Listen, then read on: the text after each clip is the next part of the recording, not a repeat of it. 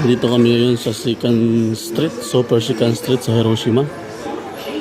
Titingin kami ng mga medyo mabibili naming mura ng mga items. Ito, yung mga microwave oven nila dito. Electronics. Yung mga high-tech na ito, mga digital na.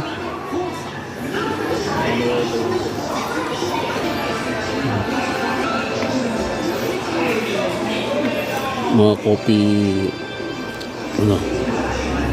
coffee maker, coffee machine.